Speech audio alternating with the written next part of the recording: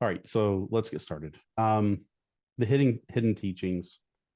Why are they called hidden? Why would I use that word? It doesn't mean that like they're secret. And I was exploring a cave last week and I found these lost scrolls. Not that kind of hidden, but they're hidden from us because of our perspective. So the way that we view the world. If we have you ever looked at a situation in life and someone and like you struggled with it and had difficulty, and someone comes along and they just show you a different way maybe to see the people that are involved or a different way to understand what's going on, and then it's also like, oh my goodness, why didn't I see that? It makes so much more sense now.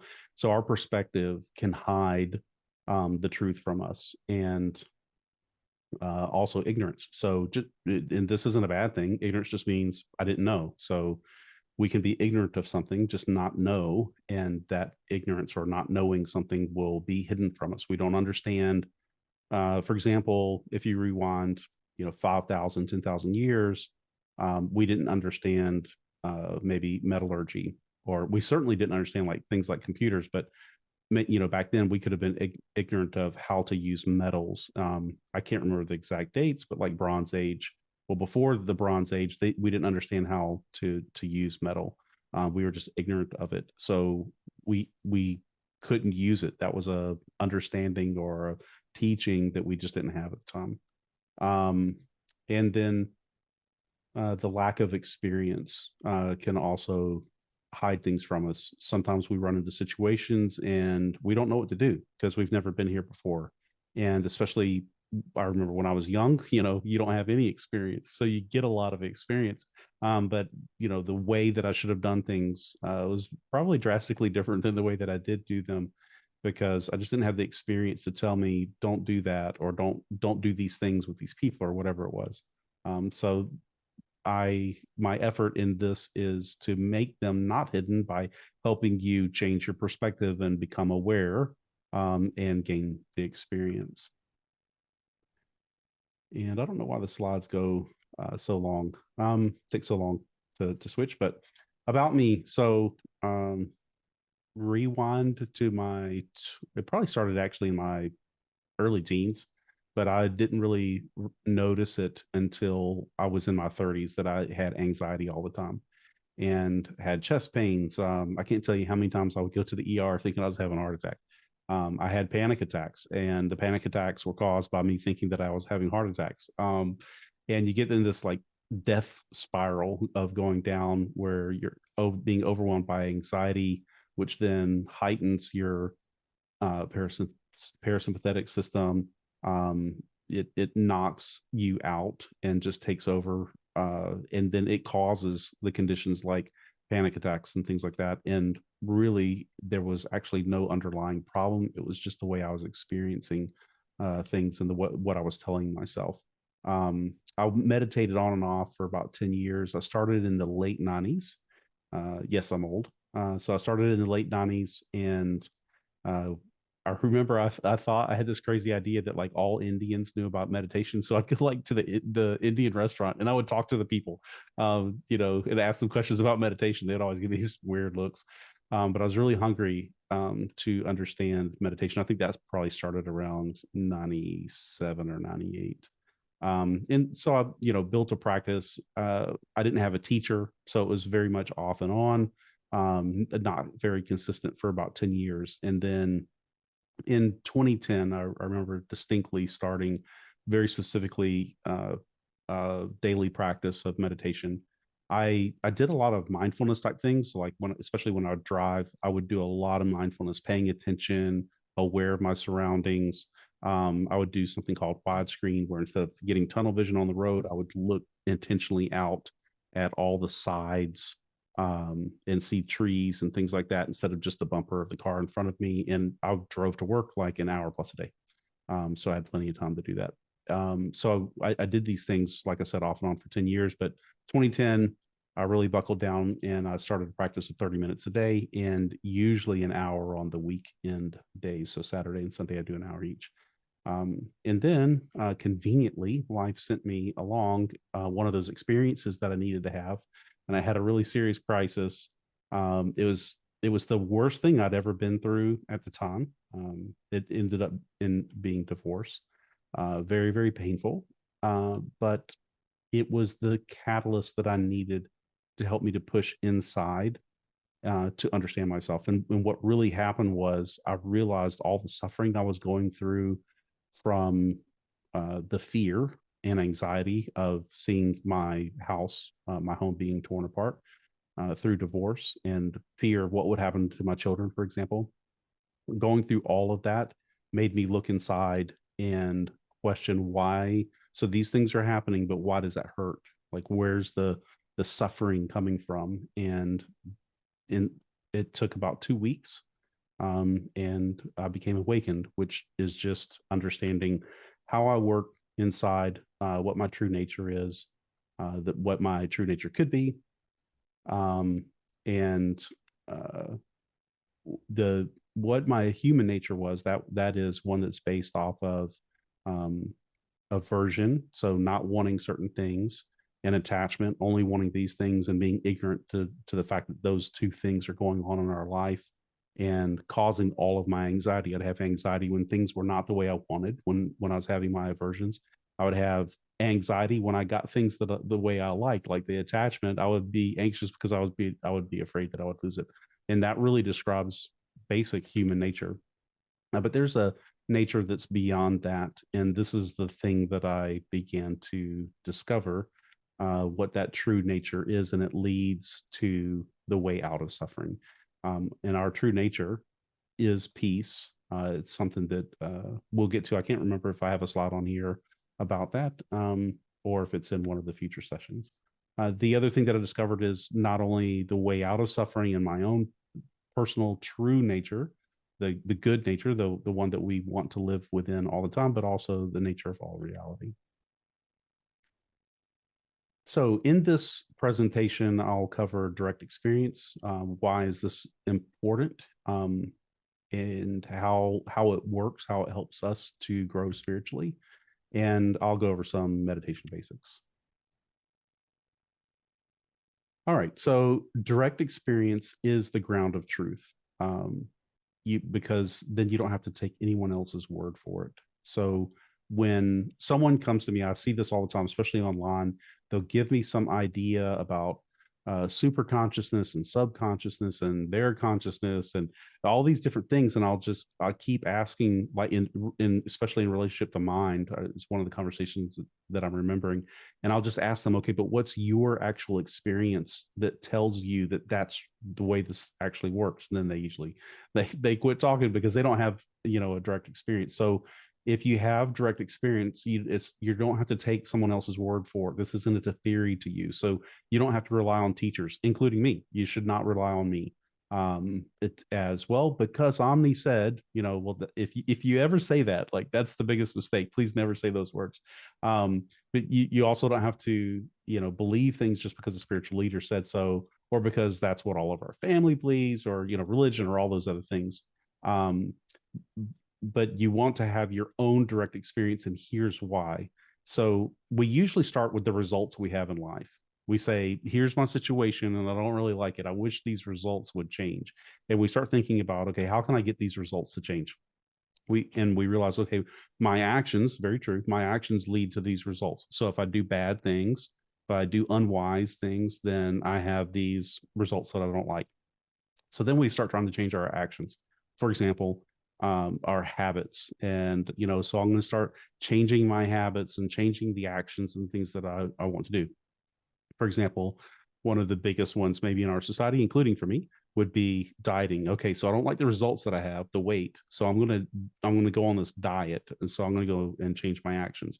Well, that only lasts for a little while. And eventually the old actions that got the same old results that I don't like usually come back. And so this is an incomplete circle. This is not how we will ever grow, by always focusing on our actions. So as we learn, as I learned, we go to a different level. We start looking at, okay, well, what's causing my actions? And we find out they're coming from our beliefs, the way that we believe things. And it could be some things that we don't believe. Like, I don't actually believe that this bowl of ice cream is really going to cause me harm, so it's okay to eat.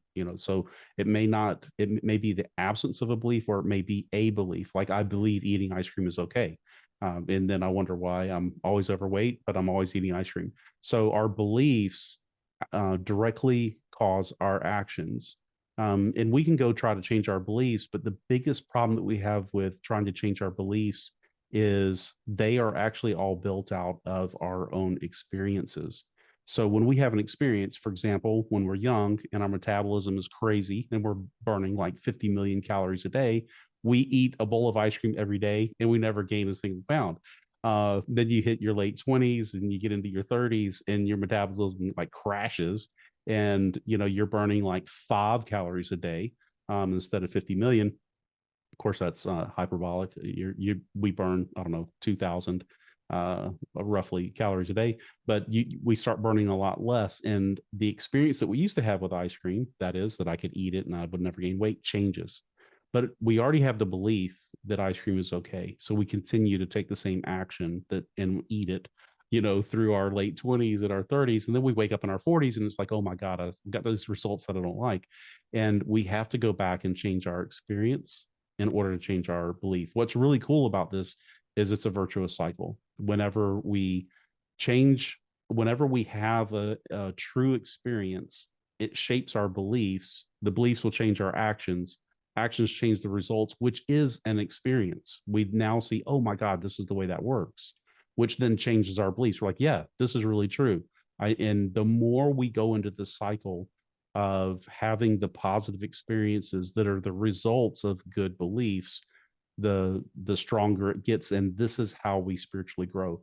This is also why we can't just grow because we read it in a book. That doesn't actually change our belief system. We may actually tell ourselves we believe it and we believe all these things that we read, but if we never believe it enough to change our actions to get different results so that we can have the experience of what that belief is actually like, we'll never actually change. We'll just keep reading books. It's a lot like reading a menu, and this is a common trope in spiritual growth, but it's like going to a restaurant and you can memorize the entire menu. You can know all the contents. You can even know how the chef prepares every single thing on the menu. You can know how much it costs, every detail about that menu. You've read the book, but until you experience the food, we don't actually know what it tastes like, and it doesn't change. It doesn't give us any results. We're just busy learning. So the things that we have to do are only beneficial to us if we actually have a practice that's based off of it. And then this is what I call seeing. Whenever we experience something, we can experience something but not see it correctly. So, for example, if we went to a society that had never seen a microwave or electricity, for example, and they saw me put a bowl in of food, press some mystical buttons and then take this bowl out and it's like burning hot, they would think, oh, you just, put whatever you want in there and press some buttons and your food will get hot. So that they feel like they have the experience. But the problem is they didn't see clearly how that actually worked, which buttons I pressed, how the technology works. Later, they may think even, hey, I've got this cardboard box. It looks just like a microwave. Put your food in. I'm going to draw some little buttons on the side. Maybe they memorize a sequence of buttons that I'd press and they press them on their little buttons. Then they can't figure out why this doesn't work. This is because they're not seeing things clearly. So not only do we have to have the experience, but we have to see things very clearly. And then this gives us actually good beliefs we can continue to use instead of beliefs that don't work. This is where a lot of mysticism and like I'll just keep trying this and sometimes it works and sometimes it doesn't. It's because we don't really understand the underlying mechanisms and how they work. So we have to be able to see things very clearly in order for our beliefs to be virtuous or good, to change us to have good action and then good results that work all the time. All right, I know that was a lot. So in summary about experience, please don't take anybody's word for it, including mine. By the way, you do have to start with some belief to take action, but that's where it's like taste and see. Like you just try it out. So you have the menu, you order a meal, you find out if you like it, you find out if that's the results and the experience that you want to have. So if in anything that I tell you, please deal with it with skepticism, but try it out. And if you try it out and it doesn't work for you, no big deal. Like I'm not going to be angry, irritated, or upset about it. I'm glad you found out that this doesn't work for you. But if it does work, then keep it. The same goes for anybody else. If you, any belief system, anything you hear from other people, if you feel like it's worth you trying it out, try it out. But if it doesn't work, then don't keep carrying it around, because it won't serve you. And again, the cycle is your experience shape your beliefs shape your actions give you the results, which is an experience. And seeing things correctly is the most important aspect of it all. So when we have experiences, we really need to understand what's really going on. Otherwise, that's where we come up with, mysticism, and which literally means something that's a mystery. That's what mysticism is. And if we're dealing with mysticism, then that really means we're dealing with a mystery, which means we don't really know what we're doing. We don't know how that's working. So we want to be able to see things clearly and correctly so that there's no mystery in why it works this way, and we can constantly have success in our spiritual growth. All right, so some practical. So that's a little bit of theory. So practical today. Talk a little bit about meditation. So, what's the true purpose of meditation? It's not it's not for mystical experiences. Even though you may have them, like when I sit down, I have visualizations all the time. My advice: ignore them. But it's definitely not for mystical experiences. It's also not an escape or a quick fix, like, oh my god, just had a disaster, let me meditate for 10 minutes and that'll fix my mind, like that'll fix my emotions, I'll be all better. It definitely doesn't work like that. It's also not an end goal of itself. So like, oh, I finally got to the place where I can meditate an hour a day, I've arrived. Like, no, that's not the point. It is for improving the parasympathetic system. So that is the calming system that we have, like lowering our blood pressure, lowering our heart rate, lowering our overall nervous system. And if this law will work, it's also for improving focus. This is probably one of the most immediate benefits that I've seen with people when they begin to meditate, and certainly with me, is you learn how to like clear out the clutter of your mind, all the voices, all the things trying to get your attention, and be able to just narrowly focus just on one thing. And that then becomes a tool that we use for other things. So we use it as a way not only to calm ourselves and increase our focus, but then what do we focus on? So then we begin to focus on things like our own self and how our nature works, or the nature of the problems that we're having. We can focus it on direct experience. We can focus it on the nature of reality. So then, like I said, it's not, meditation is not an end goal of itself to be able to just say, oh, I meditate an hour, but it's the thing that we're doing as a result of that meditation that is where its power is. Also, in meditation, we examine emotional states like from anxiety and worry to freedom and bliss, like understand how they work. And by the way, we may want like bliss and freedom all the time, but if we don't spend time understanding the anxiety and fears that come up that prevent that freedom and bliss from being experienced, we'll never be able to get there. And this is something, it's a danger called spiritual bypass, was one of the terms they use it, or self-delusion, where we want to escape from the suffering that we have. I'm in this really bad situation, my emotions are all messed up, I'm thinking horrible thoughts, like whatever it is, and I want to have some escapism and just sit here in bliss, and just sit here and feel good about things.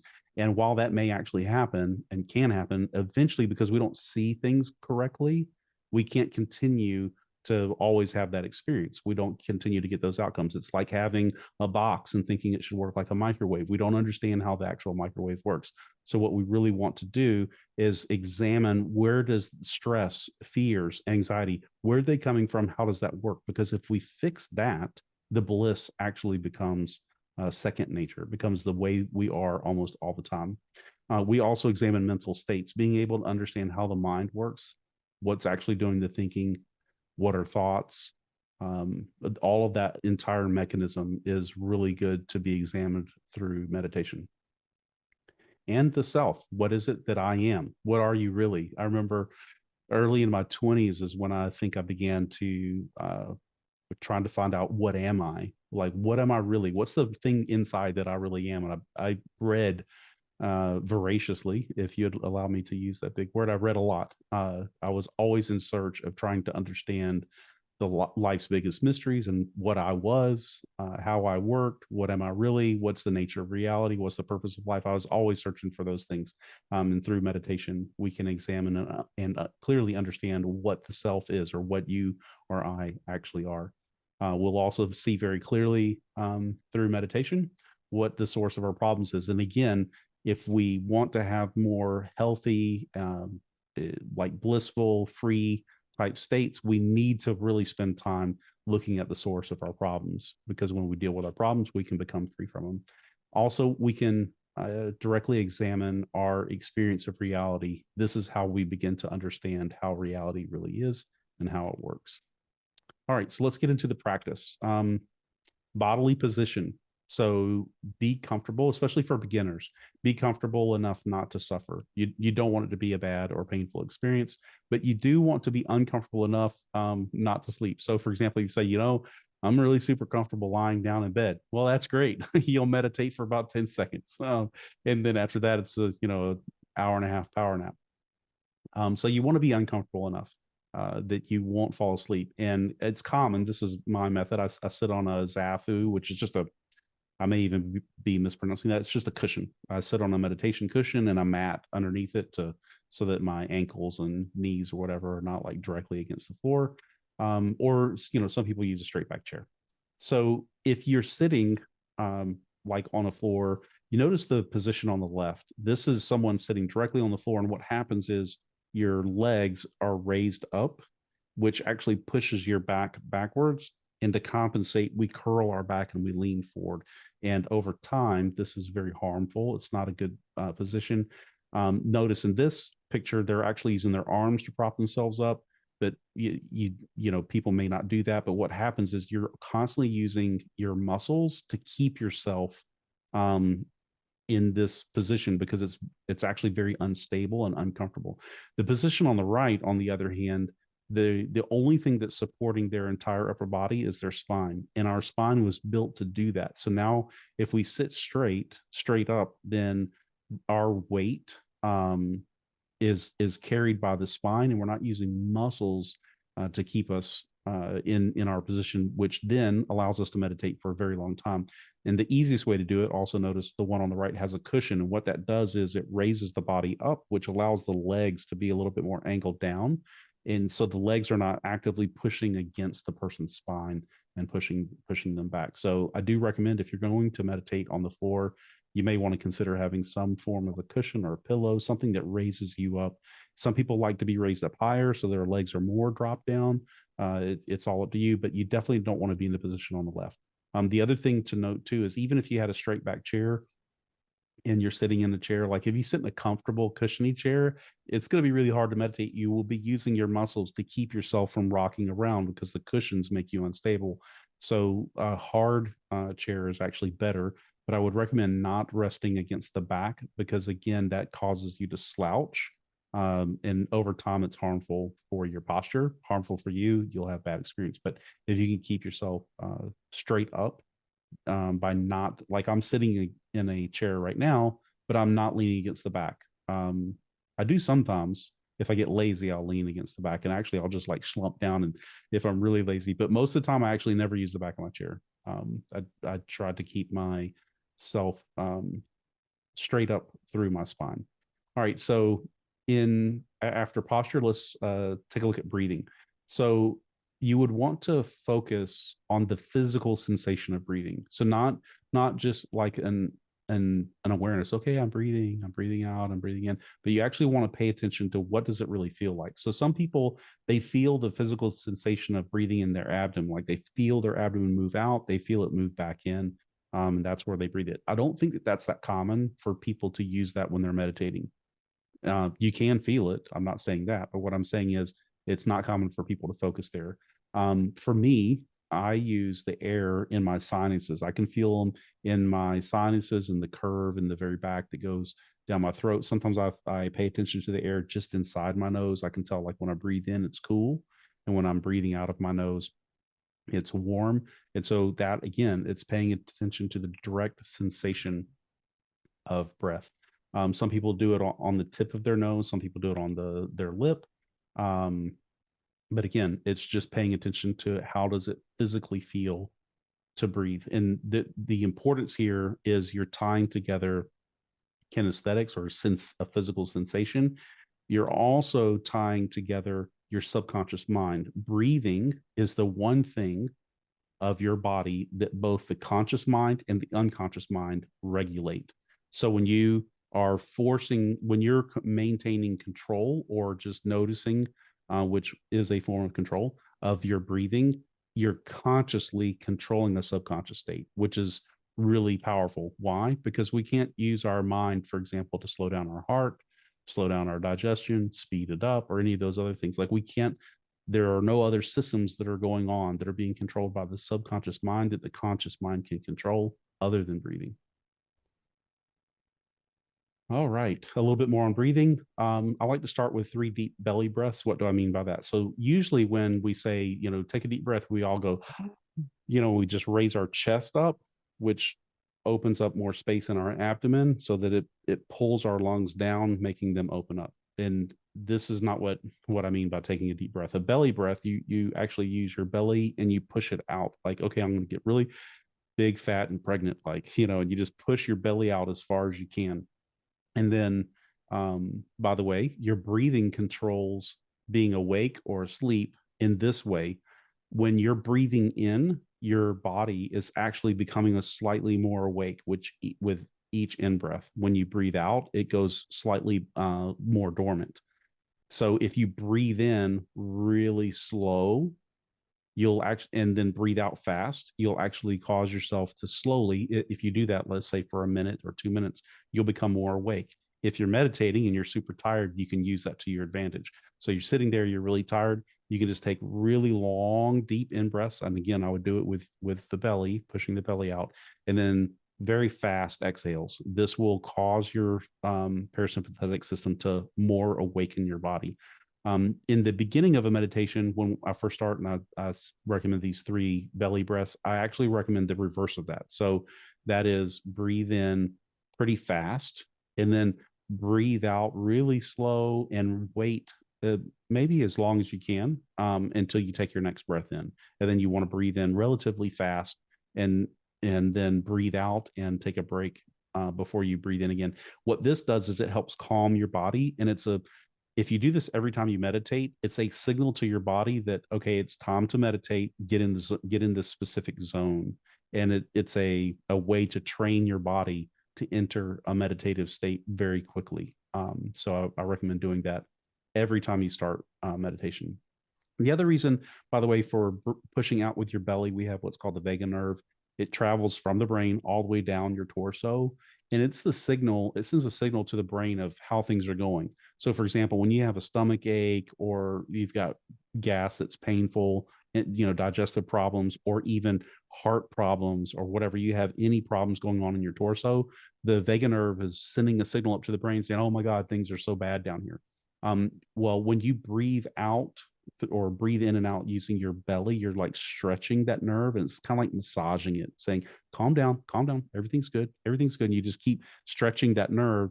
And then it sends signals up to the brain, says, oh man, things down here are great. And so it helps your anxiety level reduce, especially going into the beginning of meditation. So that's the power of why you'd want to use your belly instead of using your chest, like trying to raise up with your chest. Your chest will not stretch the vagus nerve like the belly does. And then I recommend repeating this every time you need to refocus in your meditation. All right. Relaxing into meditation. So not only the 3 deep belly breaths, but another thing that I recommend to do is relax each part of your body. You can start, especially face muscles, like are my eyebrows, my forehead tight, or am I frowning a little bit? Do I feel tension around my eyes? I usually pay a lot of attention around my eyes. And usually this is where the tension comes back. Smiling is okay. So if you catch yourself smiling, don't feel like, oh my God, I got to quit smiling. As a matter of fact, if you could laugh, that'd be great. It's a laughter is a good medicine. So, but otherwise, if you want to try to relax, the muscles of your face. Some people have tension on their ears. They're pulling their ears back, or they can feel tension on the sides of their head. And you just go down through your body. How's your neck, your shoulders? Sometimes I'll subconsciously, I don't know why this happens, but I'm like, I go around like this. I feel like who's on the monsters, whoever the guy was, um that was like the Frankenstein. His shoulders were always up and square. I feel like I'm like that, and when I sit down and meditate, it's like, oh my god, like drop my shoulders, like, and I'll intentionally like stretch out, try to make my neck as long as it can, and pull my shoulders back down. And sometimes if I'm very stressed, it'll creep back up, and I'll be in meditation, and I'll realize, oh, my shoulders are back up again. Why is that? And I try to intentionally again lower my shoulders down. But you just work through your whole body, checking your arms, your fingers, your legs, all the way, your calves, toes, all the way down. What's tight, and let's release that tension. Again, this is something you can return to during your meditation. And the more detailed you focus, the better. So, like for example, if you say, "Okay, my face, neck, shoulders," okay, but if you actually go muscle by muscle and say, "Okay, how about my eyebrows, like my forehead," and you're very very specific. The more specific you are, the better. The next thing that happens, by the way, is you'll be walking around minding your own business through the day, and you'll realize that one part of your body that's always tense, like let's say it's your neck or your shoulders or your eyebrows, you'll be like shopping, and you'll go, why are my eyebrows all tight? And you had never noticed it before. And then you'll begin to realize, oh, when I'm having these certain thoughts or feelings or whatever that's going on, it manifests by my eyebrows or my neck or whatever is tight. You'll begin to then realize every time your eyebrows are tense or whatever, you'll say, okay, what's going on? I know that that's the thing that's going on with me. How am I feeling? Like, what am I thinking about? And you begin to be for me, it was radical for me. You begin to realize the emotion and mind are very, very connected to the way that the body is manifesting itself. And I gained a lot of insight about how I was internally working just through these types of exercises and meditation. All right. And again, you can return to these periodically while you meditate, just like the breathing. Okay. Always the question, especially with people that are just beginning, how long should I go? So it takes 10 minutes to settle your mind. From the time that you start um, meditation, it takes about 10 minutes to really get settled. So if you say, okay, great, I'm just going to do 10 minutes, then it's like, it's kind of like getting ready to exercise. So you put on all your gear and your equipment, and you get to the gym and you say, okay, well, I'm done. That's what it would be like to meditate for only 10 minutes. My advice is to do about 30 minutes. But if you're just starting, it's really hard to do 30 minutes. It's hard to do you are working on just trying to get the daily habit down, the practice. So I'd recommend just honestly 5 minutes. Eat, and your first goal would be, let me get 10 minutes. So go from 5 minutes to 10 minutes. But if you just sat for 5 minutes every day for a month, that would be great, because you will have established that as a habit. You'll begin to see yourself as the person who does this. That's a belief. It's the way you see yourself. And then you'll begin to change. You'll begin to do it. And then you'll say, you know what? Why don't I just stay for 10 minutes today? Eventually, next thing you know, you'll be doing 30 minutes, and you'll work your way up to it. When should you do it? So I think early morning is best. It's before your mind gets busy with all the million things that go on through the day. I've found when I meditate first thing in the morning, it's drastically different than when I do it any other time of the day, including the evening. But I do know some people that do it in the evening as a way to kind of like close out the day before they go to sleep. So I totally get it, but it's just not as common. So I would set up. It's a sacred space. This may sound like a mystical religious term. So let me break that down. What sacred means is set apart. So where I meditate, I can see it from here. I have a little meditation table. So you may have actually seen the picture of it. It has like a picture of my mom and different little things there. That the only thing I ever do there is inner work, whether it's meditation, or sometimes like I'll take my book and be writing, or um uh maybe I'm doing something for someone else. Like if someone says, can you know help me gain insight on fill in the blank, this is the place where I do that. That's the only thing that I ever do that. So that's what sacred means. It's set apart just for this one activity. It's away from distraction. So I close my office door, and usually tell my wife and everybody, hey, I'm going to be meditating. And so then not going to be distracted. Now we will be distracted. So, the neighbor decides that's when he's going to, I don't know, cut down the whole forest or, mow everybody's yard in the neighborhood. I don't know why they do it at times when we're trying to meditate, but they do. And actually, those distractions I find beneficial because then I can look into myself and ask, why am I being distracted from that? If I'm irritated by it, like, especially like, don't you know I'm meditating? Why are you making this noise? Okay, but why is that actually bothering me? Well, like, why would that bother me? And then this is really becomes a very beneficial practice, beneficial way to use distractions. Also, don't do it on display. So every time when I read this in an instruction book, I just saw someone going to like when you're window shopping, like you're going through the mall and you walk by this big store and it has this big glass display and someone's sitting there meditating. Like that's obviously not what we want to do, but also like you don't want to do that to with your family either. Like I'm going to take this sacred space in the middle of the living room and everybody in the house has to be quiet while all of y'all watch me be super spiritual. That this we can also do it like on display. Like if I do it in private, like here in my office with the door closed, but I went around to everybody in the family and my attitude was, look at me, I'm spiritual. Y'all need to be quiet while I'm meditating. That would also be doing it on display. So we just want to make sure that our intention is we're not trying to boast or be proud about it. We're just really humbly coming to do some usually very difficult work. All right. And that is it for the prepared slides for today. So Q&A, any questions? And it could be about other things too. It doesn't necessarily have to be about what was covered. Because I know, Sam, you're further along than some of those topics. In some instances, I still learned. So for me, I very rarely meditate in the morning unless there is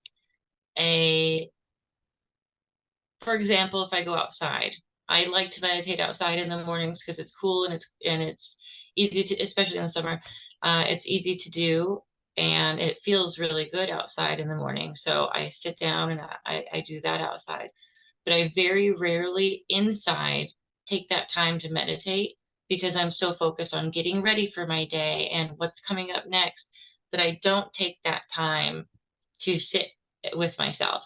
So I generally do at the end of the day a meditation.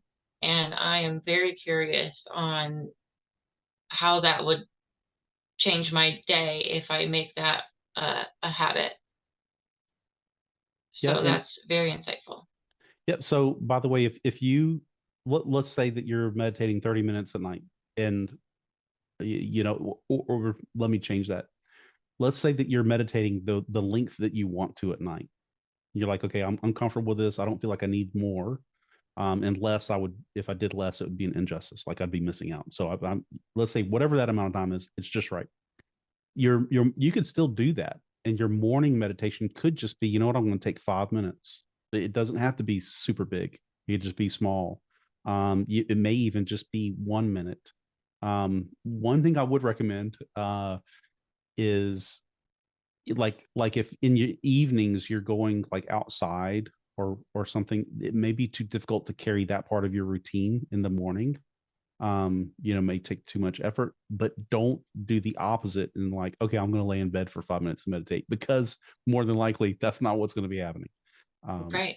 but yeah, And you that's can exactly what I find is like in the mornings, if I close my eyes to relax, I get a little too relaxed. So that's generally after a cup of coffee or tea, maybe. But that's something that I need to work up to is being able to relax without falling asleep do or you getting too have tired. do you have a dedicated spot in your house that you I use? don't, and that's another thing I've brought up that I'm taking. I move around, I go to different spaces. I do have a pillow, a big pillow that I use, but also I took away a lot from this. Also, I prop my feet up with me instead of putting them down on because my pillow is large. It's not a small pillow. It fully fits my feet and my legs. So I am cross-legged with my feet up, and I am more hunched. And I am thinking, we've had those talks like, my back hurts when I'm doing this. How do you get through the pain and all of those things? We've had that talk so many times, and I have not thought it's my position. It's Right. the way I need to just drop my legs a little bit, and that'll help so much. So that's definitely something that I'm going to reposition. Just the way I use my pillow um, will be helpful in my posture and my pain levels, because I do have scoliosis. So my pain in my back is a factor that is something that I have to meditate and work through during meditation. Yeah, So and so I want to be clear.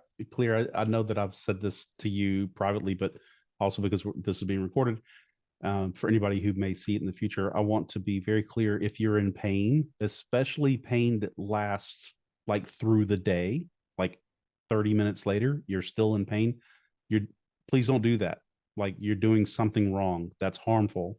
And you may have a condition like in your case, Sam, you've got scoliosis. So, you already have a condition. Maybe you can't do what everybody else traditionally can do for meditation. You need to take care of yourself.